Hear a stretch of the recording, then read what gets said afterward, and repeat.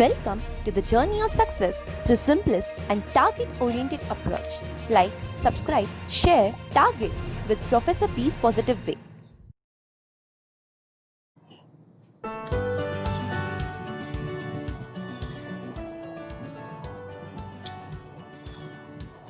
नमस्कार विद्यार्थी मित्र, आज आपण चालू घडामोडी या सदरामध्ये आपत्ती व्यवस्थापन कायदा, ज्यालाच आपण डिझास्टर मॅनेजमेंट ऍक्ट असं संबोधलं जातं, पूर असो, भूकंप असो, सुनामी असो, बॉम्बस्फोटासारख्या आधुनिक काळातील घटना असो, आगीच्या दुर्घटना असो, ज्या मानव निर्मित आहेत त्याचबरोबर नैसर्गिक निर्मित आहेत, यांचं व्यवस्थापन करण्यासाठी पूर्वी आपल्याकडे कुठली पद्धत होती आणि 2005 नंतर त्यामध्ये काय चेंजेस झाला, या सर्व गोष्टींचा मागोवा आपल्याला या सदरामध्ये घ्यायचा आहे, जेणेकरून या ठिकाणी जबाबदारी कुठल्या संस्थेकडे, कुठल्या व्यक्तीकडे देण्यात आलेली आहे हे पाहणं हा आपला मुख्य उद्देश आहे. हा व्हिडिओ जर तुम्हाला मनापासून आवडला असेल तर तो तुम्ही लाईक करा, आपल्या मित्रपरिवारामध्ये शेअर करा आणि टार्गेट कॉम्पिटिटिव्ह एक्झाम या चॅनलला सबस्क्राईब करा. भविष्यामध्ये असे अनेक व्हिडिओ बनवण्यासाठी मला तुमच्या सहकार्याची आणि मोटिवेशनची आवश्यकता आहे. या व्हिडिओच्या शेवटी दिलेल्या पेटीएम नंबरवर एक तुम्ही व्हॉलंटरी डोनेटर व्हावं ही एक आशा आणि विनंती. Let's target competitive exam with professor बीज पॉझिटिव्ह वे. आपत्ती व्यवस्थापन कायदा काय आहे, त्यातील तरतुदी काय आहेत हे पाहण्या अगोदर आपण आपत्ती व्यवस्थापन कायदा 2005 लाच का निर्माण केला त्यामागील पार्श्वभूमी पाहणं हे देखील तेवढंच महत्वाचं आहे. त्या अगोदर आपण थोडक्यात आपत्तीची व्याख्या पाहूया.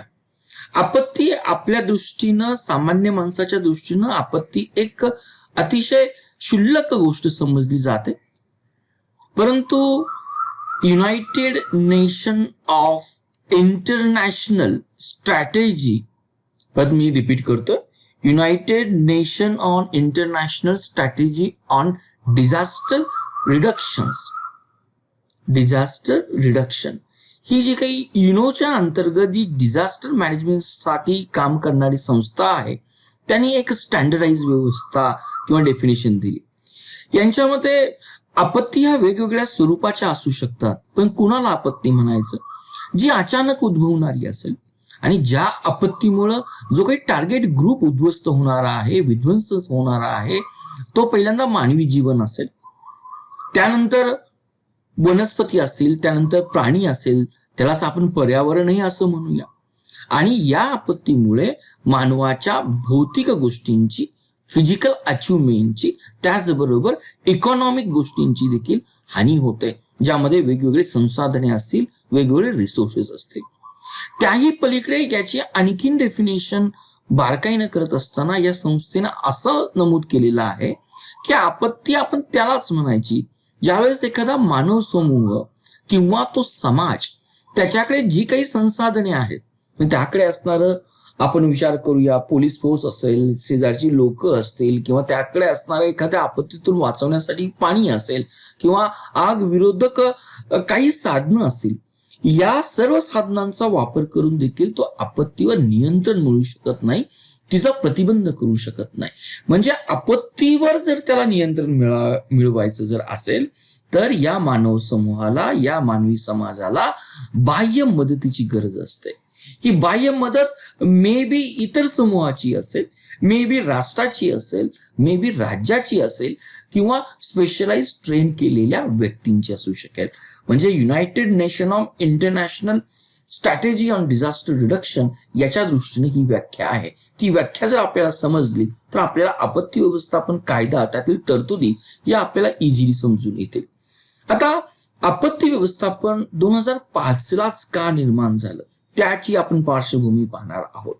सर्वात प्रथम 1990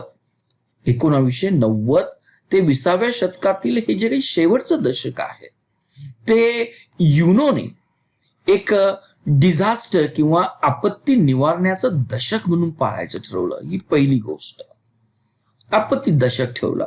आणि जर युनोने हे दशक त्या पद्धतीनं मानायचं जर ठरवलं असेल तर जे काही युनोचे सदस्य राष्ट्र आहेत त्यांना देखील त्या थीमनुसार, त्या दशकातील मेन थीमनुसार काहीतरी प्रबंध करणं गरजेचं होतं. तोच एक संदर्भ आपल्याला देखील आपत्ती व्यवस्थापन कायदा 2005 मध्ये करण्याचा होता. त्याचबरोबर आपत्तीचं मॅनेजमेंट करण्यासाठी ती एक कधीतरी उद्भवणारी व्यवस्था नसावी, ती एक कायमस्वरूपी व्यवस्था असावी, ती एक शाश्वत व्यवस्था असावी. शासकीय स्तरावर, प्रशासकीय स्तरावर, लोकसमूहावर त्याला काहीतरी समावेशकता असावी आणि त्यामध्ये एक विशिष्ट प्रोटोकॉल फॉलो करावा. या उद्देशाने भारतानं 2005 मध्ये त्या ठिकाणी स्पेशल आपण डेट परीक्षेच्या दृष्टीने मेन्शन केलेली आहे की 25 डिसेंबर 2005 मध्ये हा कायदा आपण या ठिकाणी इम्प्लिमेंट केला. मग आता या कायद्याचं महत्व काय, तर करोना सारख्या आजारांच्या साथीवर, जो संसर्गजन्य आजार आहे ज्याला हुने पॅन्डेमिक घोषित केलेला आहे, जो संक्रमित स्वरूपाचा आहे, या आजारावर नियंत्रण करण्यासाठी भारत सरकार त्याचबरोबर राज्य सरकार, ज्यामध्ये महाराष्ट्र, वेगवेगळ्या कायद्यांचा आधार घेतात. जसं आहे साथरोग संक्रमण नियंत्रण कायदा, त्यालाच आपण एपिडेमिक डिसीज ऍक्ट असं म्हटलं जातं, 1897चा एपिडेमिक डिसीज ऍक्ट. या कायद्याची देखील मदत घेण्यात आली. परंतु या कायद्यातील अतिशय त्रोटक आपण स्वरूपातील असलेले कायदे, कारण या कायद्यामध्ये केवळ आपल्याला 1 ते 4च तरतुदी दिलेल्या आहेत. या संदर्भातला आपण एक पूर्णपणे सेपरेट असा व्हिडिओ बनवलेला आहे, त्यातील तरतुदी तुम्हाला इझिली समजून येते. हा जवळजवळ 123 वर्षाचा कायदा आहे. आज 2019-2020 मध्ये त्या कायद्याचा आधार घेऊन सरकारला करोनावर नियंत्रण मिळवणं शक्य नव्हतं. म्हणून आज 2005च्याच या आपत्ती व्यवस्थापनाचा कायद्याचा आधार राज्य सरकार आणि केंद्र सरकारने देखील घेऊन या रोगावर नियंत्रण मिळवण्याचा बऱ्याच अंशी प्रयत्न केलेला आहे. आता आपण या कायद्याच्या हिस्ट्रीकडे जातो, इतिहासाकडे जातो. साधारणपणे 1947 पूर्वी जी काही ब्रिटिश शासन प्रणाली होती त्यांच्या वेळेसही बहुतेक ज्या काही आपत्ती होत्या त्या आपत्तीमध्ये दुष्काळ ही आपत्ती होती, त्या आपत्तीमध्ये पूर ही देखील आपत्ती होती, त्याचबरोबर चक्रीवादळ ही देखील आपत्ती होती. परंतु ब्रिटिश शासन असल्यामुळे, एक परकीय शासन असल्यामुळे आपत्तीकडे ते केवळ आपत्ती आल्यानंतर, आपत्ती झाल्यानंतर बचाव कार्य करणं आणि अतिशय कमी स्वरूपामध्ये नुकसान भरपाई करणं याच्या पलीकडे ब्रिटिश सरकार जात नव्हतं. 1947 नंतर देश सुधारणा झाल्यानंतर आपण केवळ आपत्तीच्या पश्चात काम करत होतो. त्यासाठी आयुक्त स्तराची रचना होती, जी राज्य स्तरावर पण होती. परंतु या ठिकाणी ही गोष्ट तुमच्या लक्षात आली असेल की एखादी आपत्ती झालेली आहे. फॉर एक्झाम्पल आपण विचार करूया, दुर्दैवाने एखाद्या शाळेमध्ये मोठ्या प्रमाणात आग लागलेली आहे. ही आग लागल्यानंतर काय उपाय करायचे याच्याशी असणाऱ्या तरतुदी या 1947 नंतर किंवा 2005 पूर्वी होत्या. परंतु ती आग लागू नये, तिला प्रिव्हेन्शन करावं, तिला प्रतिबंध करावं म्हणून कुठल्याही तरतुदी तत्कालीन कायद्यामध्ये नव्हत्या किंवा तत्कालीन जी काही प्रशासकीय रचना होती त्यामध्ये नव्हत्या. म्हणून आपत्तीचे जे काही विविध स्टेजेस आहेत, आपत्ती प्रिव्हेन्शन करणं, आपत्तीचं मिटिगेशन करणं, हा एकदा एमपीएससी मध्ये प्रश्न विचारला होता की मिटिगेशन्स म्हणजेच काय. मिटिगेशन्स म्हणजे आपत्ती जर भविष्यामध्ये होणार असेल तर तिची हानी कमी करण्यासाठी आपण शमन करणं, असा त्याला शुद्ध मराठी शब्द वापरूया. तर हे जे काही स्टेजेस आहेत, एक स्टेज दिली, दुसरी स्टेज दिली, तिसरी स्टेज दिली आणि आपत्तीनंतरचं रिहॅबिलिटेशन किंवा पुनर्वसन आपण म्हणूया किंवा रिकन्स्ट्रक्शन म्हणूया, या सर्व गोष्टींचा समावेश करण्यासाठी आपल्याला एक गरज होती त्या नवीन कायद्याची. हाच आपण संदर्भ पाहिला. एक आपत्ती नंतर काम करणारे घटक होते, रचना होती. आता आपल्याला आपत्तीपूर्वी काम करणाऱ्या गोष्टी पाहिजे होत्या, त्याचं तंत्रशुद्ध व्यवस्थापन करणं गरजेचं होतं. म्हणून आपल्याला गरज पडत होती एका कायद्याची. आणि त्या काळातील घटना ही पहा की साधारणपणे 1999 मध्ये ओरिसामध्ये जे काही महाचक्रीवादळ आलं, त्या महाचक्रीवादळामध्ये ऑफिशियली मोर दॅन 10,000 लोक ही किल झाली, त्याला बळी पडली. त्याचबरोबर 2001चा भूजचा जर आपण गुजरातचा भूकंप जर पाहिला, जो 26 जानेवारीला आपल्याला गुजरातचा भूजचा भूकंप आला होता, या दोन्ही आपत्ती ह्या खूप मोठ्या स्तरावर आल्यामुळे भारतासारखा जो देश विविधतेने नटलेला आहे, ज्यामध्ये सामाजिक विविधता आहे, राजकीय विविधता आहे, इव्हन आर्थिक विविधता आहे, त्यासारख्या देशाला देखील आपत्तीमध्ये विविधता आहे. कारण भौगोलिक विविधता आहे आणि भौगोलिक विविधतेमुळे आपल्या आपत्तीमध्ये विविधता येते. म्हणून यासारख्या आपत्ती या भारताच्या आर्थिक विकासाला बऱ्याच अंशी एक हिंड्रन्स ठरतात. म्हणून या प्रत्येक वेळेस आपण एक हाय पॉवर कमिटी स्थापन करण्यात आली होती तत्कालीन सचिवच्या अंडरखाली.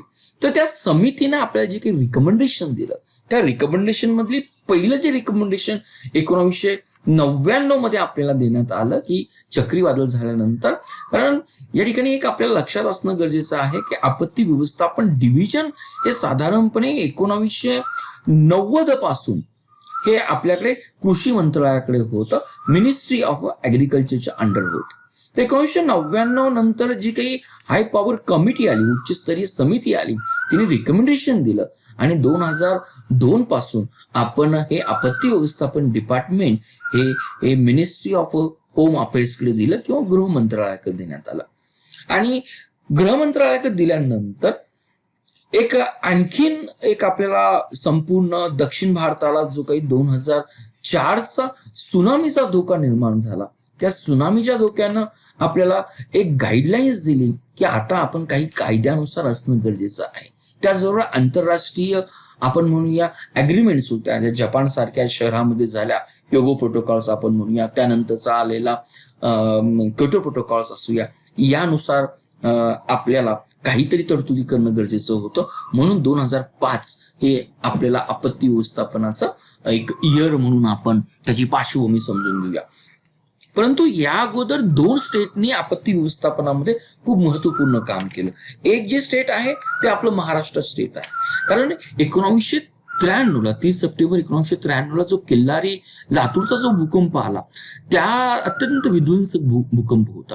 ती आपत्ती आल्यानंतर प्रशासकीय स्तरावर, सामाजिक स्तरावर आपण बचत कार्य केलं, आपण मदत कार्य केलं आणि हे मदत कार्य झाल्यानंतर कायमस्वरूपी आपल्याकडे एक व्यवस्थापन प्लॅन असावा असा एक विचार त्या काळात येऊ लागला.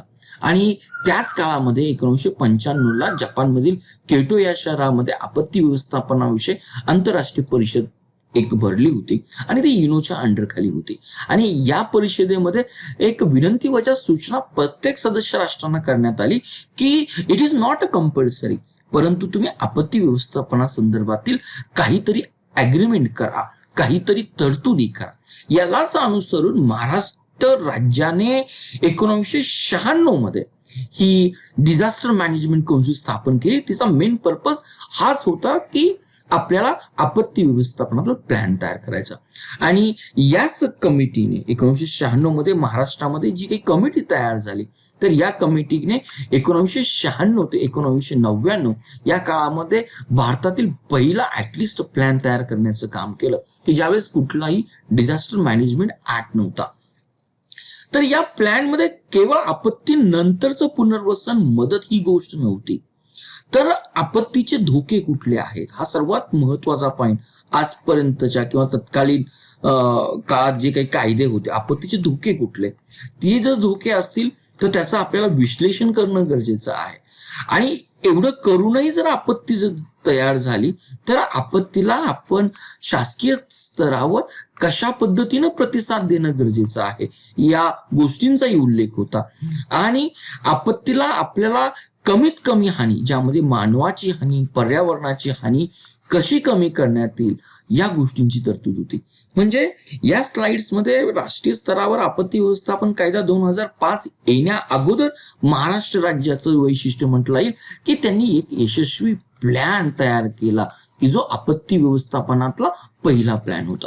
परंतु याही पुढे जाण्याची जबाबदारी किंवा जी अचिव्हमेंट केली ती गुजरात राज्यानं केली.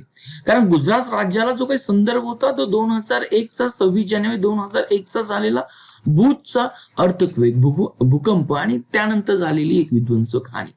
म्हणून केवळ प्लॅन करून चालणार नाही, तर या राज्यानं ठरवलं की आता we must become in to the कायदा.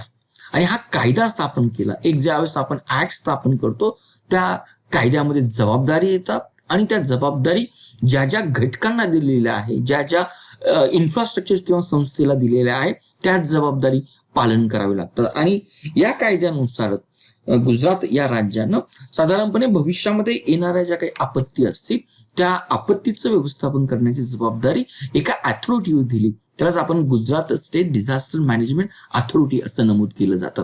आणि या अथॉरिटीमध्ये जे काही अधिकार दिले, आयुक्त दर्जाचे अधिकार दिले, त्याचबरोबर स्थानिक स्वराज्य संस्थांना देखील अधिकार दिले, त्यांना कार्याची व्याप्ती दिली, प्रत्येकाचं क्षेत्र ठरवून देण्यात आलं.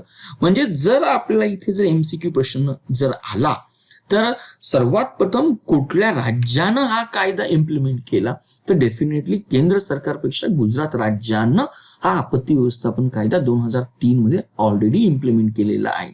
कदाचित त्या सर्वांचा आधार घेऊन 2005 मध्ये भारत सरकारच्या केंद्र सरकारने हा कायदा आपल्याकडे इम्प्लिमेंट केला. आता आपण याची काही वैशिष्ट्य पाहतो. जसं तुम्हाला मेन्शन केलं की 25 डिसेंबर 2005 मध्ये डिझास्टर मॅनेजमेंट ऍक्ट हा इम्प्लिमेंट करण्यात आला. या कायद्यामध्ये सर्वात प्रथम आपल्याला जे सर्व स्टेज मी तुमच्याशी मेन्शन केले की त्याचं प्रतिबंध करणं, प्रिव्हेन्शन करणं, आपत्ती येऊ नये म्हणून त्याचं शमन करणं, मिटिगेशन्स करणं आणि ज्यावेळेस एक्झॅक्टली आपत्ती येईल त्यावेळेस करण्याची कामं काय आहे, त्यानंतर आपत्ती आल्यानंतर आपत्तीच्या पश्चात पोस्ट डिझास्टर काय कामं करायची आणि पोस्ट डिझास्टर इन्फ्रास्ट्रक्चर आपल्याला काय करायचं, पुनर्वसन कसं करायचं, कम्पेन्सेशन कसं करायचं, या सर्व गोष्टींची कलमनुसार त्यांनी व्याख्या दिलेली आहे. म्हणजे एक व्याप्ती वाढवलेली आहे. प्रत्येक यंत्रणेला एक नियोजन दिलं, त्यांनी संघटन केलं. कुठले मंत्रालय, त्यातील कुठले घटक, राज्य स्तरावर काय रचना असेल, जिल्हा स्तरावर काय रचना असेल, स्थानिक स्तरावर काय रचना असेल आणि यांच्यामध्ये समन्वय ठरवण्यासाठी कुठला अधिकारी असेल, हे या कायद्याने नमूद केलं. त्याचबरोबर प्रत्येक आपत्ती व्यवस्थापन, ही आपत्ती कदाचित आग मधील असेल, दुष्काळामधील असेल किंवा हीट वेव्ह असतील, कोल्ड वेव्ह असतील, मोस्टली महाराष्ट्रासारख्या ठिकाणी येणारे फ्लड्स असतील, जे मोसमी पावसामध्ये येणाऱ्या दुर्घटना आहे, किंवा मुंबई सारख्या ठिकाणी नेहमी बॉम्बस्फोट सारख्या किंवा दहशतवादी दुर्घटना घडतात. या सर्वांसाठी आपण एक प्लॅन केला आणि त्या प्लॅननुसार आपण असं म्हणूया की एक आपण इन्फ्रास्ट्रक्चर लाईन या कायद्यानुसार आपण केली. जी काही इन्स्टिट्यूशनल फ्रेम्स आहे, म्हणजेच हा कायद्याची मोर व्यापकता आपल्याला या ठिकाणी समजून येईल. त्रिस्तरीय रचना आहे. हे एक कायदा असल्यामुळे आपण त्रिस्तरीय रचना केली. यामध्ये केंद्र स्तरावर सर्वात मोठी संस्था निर्माण केली, त्याचबरोबर राज्य स्तरावर संस्था निर्माण केली, अधिकारी निर्माण केली आणि आपण डिस्ट्रिक्ट लेवलवर देखील या संस्था निर्माण केल्या. आणि या संस्थांना केवळ निर्माण करण्यात आलं नाही, तर या प्रत्येक संस्थेला मार्गदर्शन करण्यासाठी आपल्याकडे ऍडव्हायझरी कमिटी होत्या. ऍडव्हायझरी कमिटी देऊन चालणार नव्हतं, प्रत्यक्ष काम करणाऱ्या कमिटी असणं गरजेचं असेल. म्हणजेच ऍडव्हायझरी कमिटी बरोबर प्रत्येक ठिकाणी आपल्याला एक्झिक्युटिव्ह कमिटी देखील या कायद्यानुसार स्थापन करण्यात आली. त्यालाच आपण कार्यकारी समिती असं म्हटलं जातं. तीच गोष्ट आणि या तिघांच्या मध्ये तिन्ही लेव्हलवर करोनासारखा आजार आहे, हा केवळ एकटा स्टेट किंवा एकटा जिल्हा त्यावर प्रतिबंध करू शकत नाही. ही जबाबदारी जर तिन्ही घटकांनी, प्रशासनातल्या तिन्ही घटकांनी योग्य पद्धतीने पाळली तरच करोनासारख्या संसर्गजन्य आजारावर आपण नियंत्रण मिळवू शकतो. या उद्देशानं करोनाच्या काळामध्ये देखील आपत्ती व्यवस्थापन कायदा हा लोकल लेव्हलला त्या अधिकाऱ्यांनी त्यातील कलमही इम्प्लिमेंट केली. तर ही त्रिस्तरीय शासकीय संस्थात्मक रचना आपण तिन्ही स्तरावर करण्यात आली. कशा पद्धतीने रचना केली आपण ते या ठिकाणी पाहूया. जसं मी तुम्हाला सांगितलं की केंद्रामध्ये जी काही सर्वात टॉपची अधिकारिणी आहे किंवा अथॉरिटी जी काही आहे, पंतप्रधानांच्या नियंत्रणाखाली काम करते, तिलाच आपण नॅशनल डिझास्टर मॅनेजमेंट अथॉरिटी असं बोललं जातं. या कायद्यातील कलम 3 नुसार हा कलम आपण पाठ नाही करणार, परंतु थोडंसं जर लक्षात आलं तर आपल्या लक्षात येऊन जाईल की हा पहिली अथॉरिटी जबाबदारी करण्यात आली. नावच दिलेली मॅनेजमेंट अथॉरिटी आहे की त्या क्षेत्रात काम करणारे अधिकारी असेल, संस्था असेल, त्यांना प्रशिक्षण देणं, त्यांचं संशोधन करणं, प्लॅन तयार करणं, प्लॅनचं इम्प्लिमेंटेशन कसं असावं या दृष्टीने मार्गदर्शन करणं ही या संस्थेची महत्वाची एक उद्दिष्टाने ही संस्था आली. या संस्थेचे जे काही पदसिद्ध आपण म्हणूया अध्यक्ष असतील ते भारताचे पंतप्रधान असतील असं ठरवण्यात आलं. आणि या संस्थेला मार्गदर्शन करण्यासाठी आपल्याकडे 2 कमिटी असतील. दुसरी कमिटी दिली एक सल्लागार समिती असेल, ते त्या क्षेत्रातील समजा मेडिकलच्या संदर्भात असेल तर मेडिकल संदर्भातील तज्ज्ञ लोक म्हणून काम केले जातील. आणि त्याचबरोबर ही जी काही कार्यकारी कमिटी आहे जिलाच आपण नॅशनल एक्झिक्युटिव्ह कमिटी असं म्हटलं जातं, जी होम सेक्रेटरी यांच्या अंडर खाली काम करते. ही नॅशनल एक्झिक्युटिव्ह कमिटीचं सर्वात महत्वाचं की राष्ट्रीय स्तरावर एक कोऑर्डिनेटिंग किंवा मेडिटेटिंग अथॉरिटी जर कुठली जर असेल तर ही एक NAC कमिटी आहे. ही पंतप्रधानाच्या नियंत्रणाखाली किंवा अध्यक्षतेखाली असणारं हे जे काही प्राधिकरण आहे ते सूचना देण्याचं काम करतं, पॉलिसी डिझाईन करण्याचं काम करतं, धोरण कसं असावं हे ठरवण्याचं काम करतं. परंतु त्याला इम्प्लिमेंटेशन करण्याचं जर काम कोण करत असेल तर ही आपली NAC कमिटी करते. कुणाच्या अध्यक्षतेखाली काम करते हेही तुमच्याशी मेन्शन केलं. आणि ती एक मेडिएटिंग आहे किंवा कोऑर्डिनेटिंग एजन्सी आपल्याकडे म्हणून काम केली जाते. नेक्स्ट आपण जातोय की आपत्ती व्यवस्थापन कायद्यामध्ये राज्य स्तरावर काय रचना.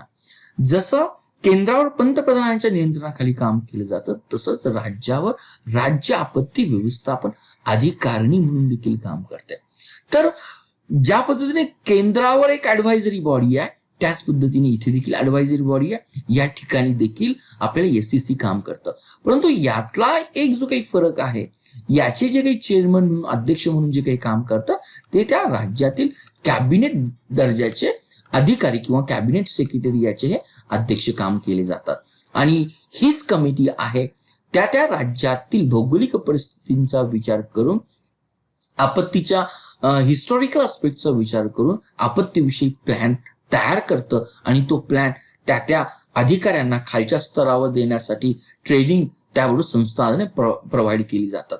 त्यानंतर आपण जर तिसऱ्या स्तरावर जर आलो, आपण पहिला स्तर पाहिला केंद्र स्तर, दुसरा स्तर पाहिला राज्य स्तर, त्याच पद्धतीने जिल्हा स्तरावर जर आलं तर जिल्ह्यामध्ये डिस्ट्रिक्ट डिझास्टर मॅनेजमेंट अथॉरिटी किंवा जिल्हा आपत्ती व्यवस्थापन अधिकारिणी ही जिल्हाधिकारी, जिल्हा दंडाधिकारी किंवा त्या जिल्ह्याचे जर महानगर क्षेत्र असेल तर डेप्युटी कमिशनर यांच्या अध्यक्षतेखाली काम करत असते. अजून एक महत्वाचं, हे जिल्हाधिकारी, जिल्हा दंडाधिकारी आणि कमिशनर याचे अध्यक्ष असतात. यावर स्थानिक अधिकारिणी म्हणून देखील काम केलं जातं. त्याचबरोबर याच्यामध्ये आपल्याला ही एक गोष्ट माहित असणं गरजेचं आहे, यामध्ये जसं अध्यक्ष असतात तसं उपाध्यक्ष किंवा चेअरपर्सन को चेअरपर्सन देखील असतात जे नियुक्त असतात. जिल्हा परिषदेच्या संदर्भात जर असेल तर त्या ठिकाणी जिल्हा परिषदेचे अध्यक्ष हे या को चेअरपर्सन या DDMA चे असतील. त्याचबरोबर जर महानगरपालिकेच्या क्षेत्रामध्ये एखादी आपत्ती जर उद्भवली असेल तर या DDMA चे जे काही को चेअरपर्सन असतील त्या महानगरपालिकेचे निवडून आलेले सर्वोच्च अधिकारी असतील जे या केसमध्ये आपल्याला महापौर असतील. हा थोडासा आपण परीक्षेच्या अँगलनी थोडासा फरक समजून घेऊया. त्याचबरोबर आपत्ती व्यवस्थापनामध्ये एक प्रोटोकॉल असावा, आपत्ती व्यवस्थापनाचं संशोधन करणारी व्यवस्था असावी, मनुष्यबळ प्रदान करणारी व्यवस्था असावी. म्हणून एक राष्ट्रीय स्तरावर नवी दिल्लीमध्ये आपण एक संस्था स्थापन केली आणि या संस्थेला आपण national Institute of the disaster management अशा पद्धतीने आपण तिची नमूद केलं जातं. हेही आपल्याला या ठिकाणी समजून घ्यावं लागेल. तर या अगोदर आपल्याला जे काही रचना आपण पाहिली, रचनेमध्ये आपल्याला अजून एक गोष्ट इझिली आपल्याला समजून जर यायची असेल तर आपण थोडस पूर्णपणे जर व्ह्यू जर घेतला तर या ठिकाणी आपल्याला ही एक गोष्ट या पद्धतीने दिसून येईल. आपण सर्व रचना मानतो, त्रिस्तरीय रचना. जसं केंद्रामध्ये आपल्याला नॅशनल डिझास्टर मॅनेजमेंट अथॉरिटी जी असेल ते काम करणारे प्राईम मिनिस्टरच्या अंडर खाली. त्याचबरोबर केंद्रशासित प्रदेश आणि राज्य स्तरावर जी काही मुख्य अथॉरिटी डिझास्टर आपत्ती व्यवस्थापनाच्या संदर्भात असणार आहे ती स्टेट डिझास्टर मॅनेजमेंट अथॉरिटी म्हणून काम करणार आहे, सीएम तिचे अध्यक्ष असतील. आणि जिल्हा स्तरावर जी काही अथॉरिटी असणार आहे ती डिस्ट्रिक्ट डिझास्टर मॅनेजमेंट अथॉरिटी म्हणून काम करणार आहे. त्यामध्ये आपल्याला त्या जिल्ह्यातील कलेक्टर्स हे त्याचे अध्यक्ष असणार आहे. त्याचबरोबर या ठिकाणी आपल्याला को चेअरपर्सन असणार आहे. को चेअरपर्सन कोण असणार आहे तर त्या जिल्ह्याचे निवडून आलेले उच्च पदस्थ पदाधिकारी असेल. जिल्हा परिषद असेल, जिल्हा परिषद अधिकारी असेल, महानगरपालिका असेल, महानगरपालिकेचे अधिकारी असतील. हा एक दुसरा फरक असेल. या एनडीएमए ला जे काही धोरण ही एनडीएमए ठरवतं पण ते धोरणाची इम्प्लिमेंटेशन करण्याची जबाबदारी कोणाची असेल तर ही राष्ट्रीय कार्यकारी समितीची असेल. यालाच आपण नॅशनल एक्झिक्युटिव्ह काउन्सिल असं म्हटलं जातं. त्याच पद्धतीनं जे राज्यानं सीएमच्या अंदर धोरण ठरवलेलं आहे त्याचं इम्प्लिमेंटेशन करण्याची जबाबदारी कोणाची असेल तर स्टेट एक्झिक्युटिव्ह कमिटी बरोबर असेल. याचे जे काही अध्यक्ष असतात ते असतात होम सेक्रेटरी दर्जाचे अधिकारी. याचे जे अध्यक्ष असतात ते जे काही असतं आपण त्याला म्हणूया कॅबिनेट सेक्रेटरी दर्जाचे अधिकारी. या संदर्भात आपल्याला इथे डीडीएमए वर ही जशी आपण ही कमिटी पाहिली तशीच डिस्ट्रिक्ट लेवलवर ही जिल्हाधिकाऱ्यांच्या अंतर्गत डिस्ट्रिक्ट एक्झिक्युटिव्ह कमिटी म्हणून कार्य करते. या ठिकाणी कुठलाही असा उल्लेख नाही आहे कायद्यामध्ये, परंतु या कायद्याखाली जिल्हाधिकाऱ्यांना ही कार्यकारी समिती स्थापन करण्याचा पूर्णपणे अधिकार असतो. आणि या तिन्ही ठिकाणी एक कायदा प्लॅन कसा असावा या ठिकाणी एक सल्लागार समिती असेल. आपण त्या सल्लागार समितीला ऍडव्हान्स समिती किंवा ऍडव्हान्स कमिटी ही आपल्याला असं म्हणू शकतो. आणि यात केंद्रातील आणखीन काही ज्या संस्था आपल्याला काम करतात, केंद्रामध्ये संपूर्ण संस्थेला किंवा या आपत्ती व्यवस्थापनाला अभ्यास करण्यासाठी एक व्यवस्थापकीय दर्जा असावा, वैधानिक दर्जा असावा म्हणून National Institute of Disaster Management ही संस्था आपण स्थापन करण्यात आली. आणि आपत्ती झाल्यानंतर किंवा आपत्तीमध्ये जी काही जीवितहानी होते तिला मदत करण्यासाठी, तिचं पुनर्वसन करण्यासाठी आपण या कायद्या अंतर्गत जी नॅशनल डिझास्टर रिस्पॉन्स फोर्सची स्थापना केली, जी आपण नेक्स्ट स्लाइडवर पाहणार आहात, हे देखील या संस्थेच्या अंडर आपल्याला काम करताना दिसतं. तर साधारणपणे हे एक स्ट्रक्चर मी तुमच्याशी या कायद्या अंतर्गत मेन्शन केलं. आता हा कायदा आपल्याला तयारी करतो आपत्तीपूर्वीची, आपत्ती प्रतिबंध करण्याची, परंतु आपत्ती झाल्यानंतर त्यासाठी एक मनुष्यबळ प्रशिक्षित असावं म्हणून हे नॅशनल डिझास्टर रिस्पॉन्स एक आपण त्याला म्हणूया फोर्सची स्थापना करण्यात आली. तर यामध्ये जे काही पोलीस फोर्स असणार आहे ते आपले पॅरामेडिकल्स असतात. यामध्ये कुठलं पॅरामेडिकल असतं किंवा कुठले पोलीस अधिकारी असतात किंवा कुठले सैनिक असतात तर जसं मी या ठिकाणी आपण मेन्शन करूया की बॉर्डर सिक्युरिटी फोर्स या संस्थेतील, नंतर आहे सेंट्रल रिझर्व्ह पोलीस फोर्स ही दुसरी संस्था, नंतर आहे सेंट्रल इंडस्ट्रियल रिझर्व्ह फोर्स ही तिसरी संस्था आणि चौथी जी काही संस्था आपल्याला या ठिकाणी दिसणार आहे. आपण या चारही संस्थेचा उल्लेख केला, परंतु एक इंडो तिबेटियन पोलीस फोर्स जे काही म्हटलं जातं की भारताच्या उत्तर सीमेवर असणार त्या पोलीस फोर्समधून डेप्युटेशनवर अधिकारी आणि सैनिकांची निवड केली जाते काही काळासाठी आणि ते आपल्या नॅशनल डिझास्टर रिस्पॉन्स फंड मध्ये म्हणून काम केलं जातं, जे मदतीचं कार्य असेल, जे बचावाचं कार्य असेल. आणि हा कायदा केल्यानंतर या कायद्यातील तरतुदी पाहत असताना आपत्ती झाल्यानंतर जे काही आर्थिक नुकसान होतं त्यामध्ये बळी पडलेल्या लोकांचं, मे बी पुरामध्ये असेल, घर वाहून जाणं, शेतीचं नुकसान होणं, दुष्काळाच्या काळामध्ये शेतकऱ्यांना भरपाई देणं, या ठिकाणी सर्वात महत्वाची तरतूद लागते पैशाची आणि हेच या कायद्याचं महत्व आहे. या कायद्यामध्ये आपल्याला दोन स्वरूपाच्या निधी तयार करण्यात आला.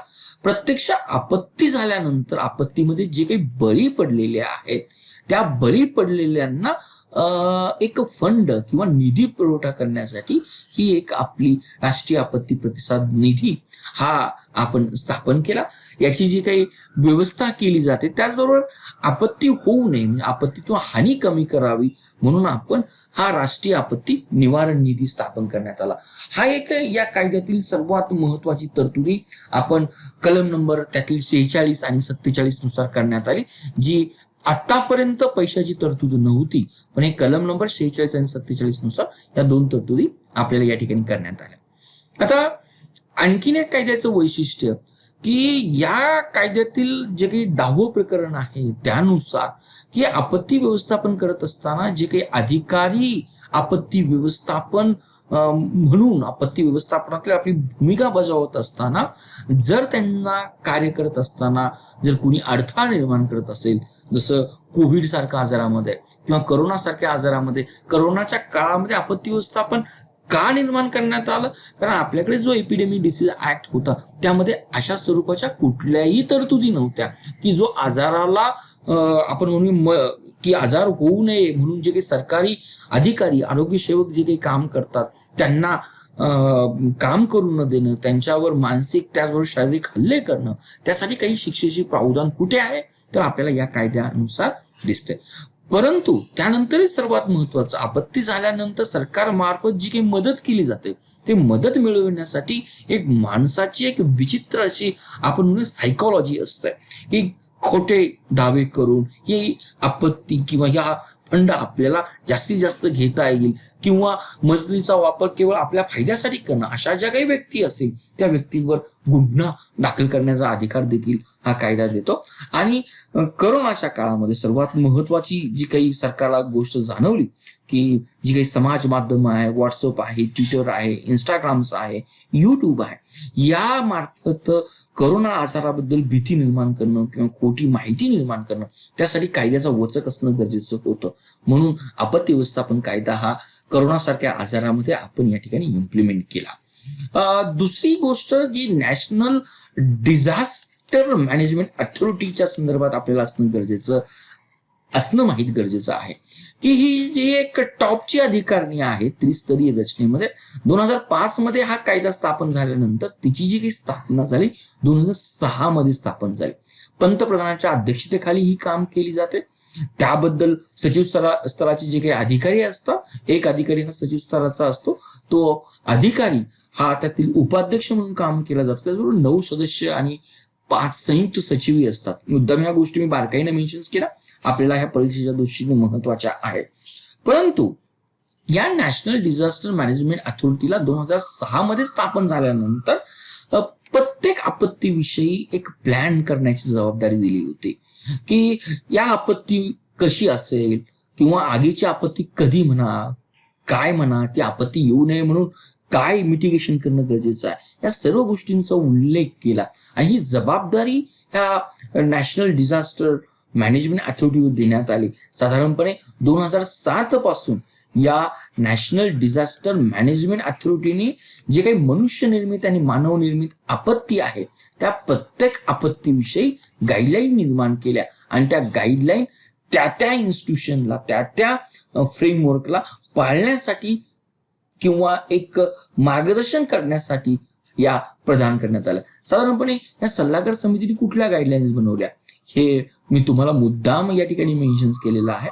जर आपण पाहिलं की 2006 मध्ये NDMA स्थापन झाल्यानंतर पहिल्यांदा त्यांनी जी काही गाईडलाईन्स बनवली ती आपल्या केमिकल आपत्ती संदर्भातील असेल, जो आपल्याला भोपाळसारखी दुर्घटना आठवते. नंतर भूकंप आपत्तीसाठी बनवली.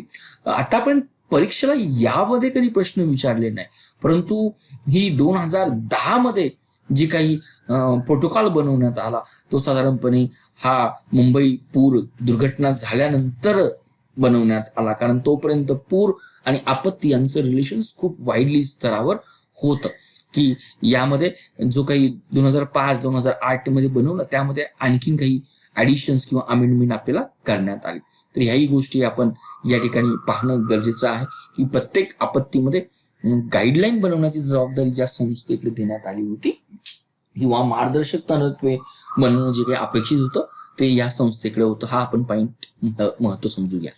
मग आपल्याला या ठिकाणी 2005 पूर्वी आणि 2005 नंतर हा कायदा बनवल्यानंतर आपल्याला काही फरक जाणवला का?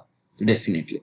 तर हा जो काही सायक्लॉन फनी आहे की हा 2019 मध्ये परत आपल्या उत्तर हिंदी महासागरामध्ये मोस्टली ओरिसा या राज्याला याने आपण म्हणूया पूर्णपणे वेढलेलं होतं. आणि ओरिसामध्ये साधारणपणे या वादळामुळे जी काही जीवितहानी झाली ती साधारणपणे 19 व्यक्ती या ठिकाणी एक्सपायर झाल्या. मृत्यू हा डेफिनेटली वाईट असतो, त्याबद्दल बिलकुल वाद नाही. परंतु 20 वर्षापूर्वी म्हणजे 1999 मध्ये ओरिसामध्ये जे काही चक्रीवादळ आलं होतं, सरकारी नोंदीनुसार त्यावेळेस झालेली जीवितहानी ही डेफिनेटली 10,000 लोकांची होती. म्हणजे आपण एक गोष्ट लक्षात ठेवूया की 2005 नंतर आपण जी त्रिस्तरीय रचना केली, आपत्ती पूर्व व्यवस्थापन केलं, की जी काही आपले दक्षिणेतील पूर्वोत्तर राज्य आहेत त्यामध्ये आंध्र प्रदेश येतं, ओरिसा येतं, पश्चिम बंगाल येतं, आपण या राज्यांमध्ये जवळजवळ मोर दॅन 8,000 ते 9,000 शेल्टरची व्यवस्था केली आहे. त्यातील त्या वादळ येणाऱ्या काळामध्ये या लोकांना या टेम्पररी शेल्टर्समध्ये आपण सेफ्टी करतो, त्याचाच हा परिणाम असेल. हे एक अचिव्हमेंट आपल्याला दिसेल. तीच गोष्ट आपण आंध्र प्रदेशामध्ये जे काही वादळ हुडहुड म्हणून वादळ निर्माण चक्रीवादळ आलं होतं, त्यामध्ये देखील आपल्याला ऍटलिस्ट आपण आर्थिक हानी तर नाही वाचू शकत, परंतु मानव हे एक संसाधन आहे, त्या संसाधनाची डेफिनेटली आपण हानी वाचू शकतो. दुसरी गोष्ट, याच कायद्याचा आधार घेऊन भारतासारख्या देशांमध्ये अर्थक्वेक झाल्यानंतर त्याचबरोबर वेदरच्या संदर्भातील अवेअरनेस देणं आणि ते अवेअरनेस तंतोतंत बरोबर येणं, यासाठी आपण आधुनिक तंत्रज्ञानाचा आधार घेत आहोत. म्हणजे कंपॅरेटिव्हली 15 ते 20 वर्षापूर्वी हवामान खात्याचे दिलेले अंदाज एक हास्यास्पद होते, परंतु आता आपल्याला हवामान खात्याचे दिलेले अंदाज हे डेफिनेटली 100% ट्रू नाहीत, परंतु त्यामध्ये आपण या अवेअरनेस प्रोग्राममुळे कुठेतरी आपल्याला एक इम्प्रूव्हमेंट झाल्यासारखी दिसते. त्याचबरोबर आपत्ती झाल्यानंतर बाधित लोक आहेत त्यांना जे काही रिलीफ कॅम्पमध्ये आपण ठेवण्यात येतो, त्या रिलीफ कॅम्पमध्ये याच कायद्यानं कशा पद्धतीचं फूड असावं, वॉटर असावं, सॅनिटेशन असावं, की त्यांना मेडिकल आरोग्य सुविधा काय दिल्या जाव्यात, याही गोष्टी या कायद्या अंतर्गत मेन्शन केलेल्या आहेत. आणि आपण मॉलमध्ये, मुंबई पुण्यासारख्या सिटीमध्ये जे काही मॉक किंवा ड्रिल केले जातात, की एखादा बॉम्ब असेल तर व्यक्तींची किंवा त्या ठिकाणी असणारी मानवी हानी कमीत कमी कशी व्हावी, यासारखं प्रशिक्षण देण्यात जे काही येतं आणि त्यातून अवेअरनेस निर्माण करण्यात येते, हे डेफिनेटली आपल्या या कायद्याचे काय अचिव्हमेंट आहे. परंतु काही आपण त्याला म्हणूया इम्प्रूव्हमेंट करण्यासारख्या गोष्टी देखील आहेत, काही चॅलेंजेस आपल्याकडे आहेत. हा कायदा होऊनही केरळ सारख्या ठिकाणी जी काही पूर निर्माण झाला, त्या पुरामध्ये अनएक्सपेक्टेड अनअपेक्षित अशी सर्वात मोठी हानी झाली, की जे आपल्याकडे आपत्ती व्यवस्थापनाच्या कायद्यामध्ये पहिल्यांदा गरज पडली, की इथे आपल्याला इम्प्रूव्हमेंट करणं गरजेचं आहे. मे बी या ठिकाणचं मानवाचं पर्यावरणामध्ये असणार हस्तक्षेप हे एक रिझन सांगितलं जातं. दुसरं, कॅगनी 2015 मध्ये जो काही चेन्नईमध्ये फ्लड आला, फ्लड्स आला, पूरपरिस्थिती निर्माण झाली, त्या कॅगच्या रिपोर्टनुसार ही पूर्णपणे मानव निर्मित होते. आणि जर मानव निर्मित एखादी आपत्ती असेल तर डेफिनेटली ती आपत्तीचं निवारण करणं, तिचं मिटिगेशन करणं हे आपत्ती व्यवस्थापनातील कायद्याच्या तरतुदीनुसार होणं अपेक्षित होतं, पण ती गोष्ट आपल्याकडे झाली नाही.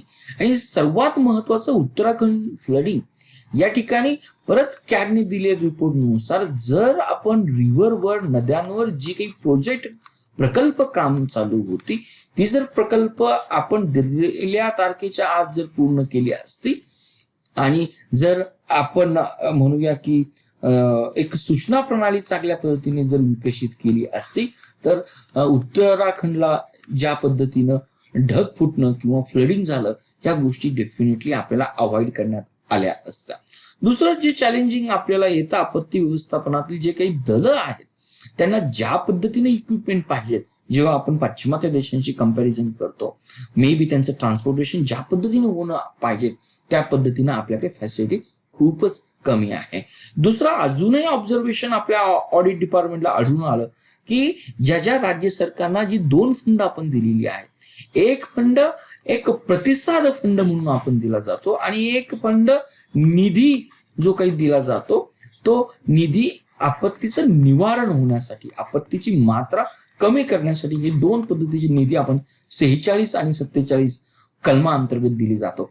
त्यांचंही युटिलायझेशन आपत्तीच्या नावाखाली इतर गोष्टी इन्फ्रास्ट्रक्चर करण्यात केल्या जातो. या जर शॉर्ट कमिंग जर आपण पाहिल्या तर आपल्याला या कायद्याचं क्रिटिकली अनालिसिस करणं हे अतिशय सोपं जाऊन होईल. कारण युपीएससी मध्ये जे मेन मध्ये प्रश्न विचारले जातात ते आपल्याला या स्वरूपाचे असतात.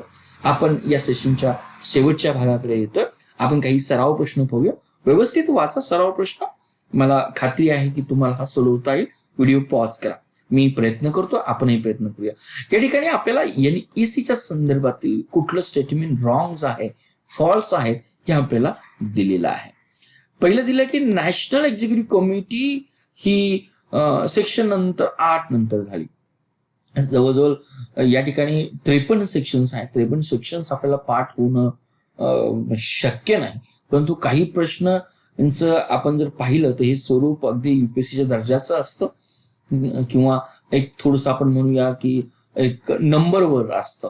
परंतु आपल्याला काही गोष्टी या ठिकाणी दिल्या तर आपल्याला लॉजिक यूज करता येते. डेफिनेटली हा सेक्शन नंबर 8 नुसार याची स्थापना झालेली आहे. कारण एनडीएमएची स्थापना ही कलम नंबर 3 नुसार आहे. सल्लागार समिती ही कलम नंबर 7 नुसार आहे आणि एनईसी कमिटी ही कलम नंबर 8 आहे. पहिलं ऑप्शन बरोबर आहे. या ठिकाणी युनियन कॅबिनेट हे पदसिद्ध अधिकारी असतात. पण आपल्याला माहित आहे की हे युनियन कॅबिनेट या ठिकाणी नसतात, तर या ठिकाणी एक होम सेक्रेटरी असतात. डेफिनेटली या ऑप्शन या ठिकाणी आपलं रॉंग येईल.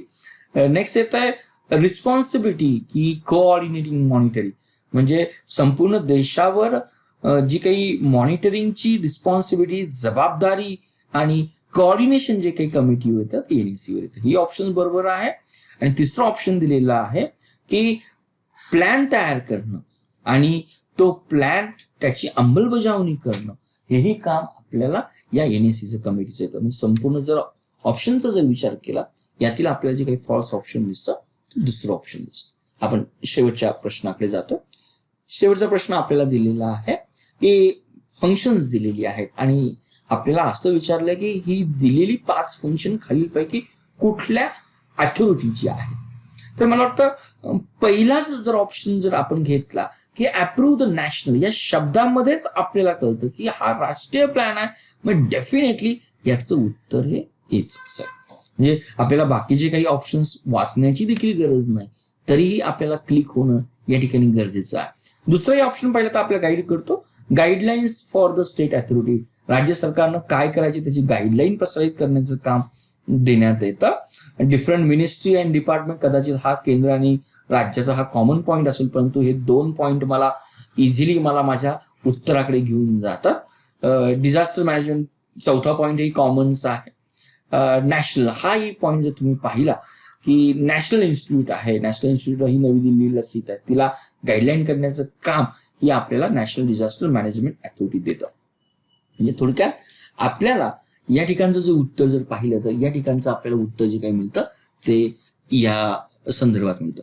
म्हणजे आपत्ती व्यवस्थापन कायदा 2005 आपल्याला प्री डिझास्टर मॅनेजमेंट बद्दल उल्लेख करतो.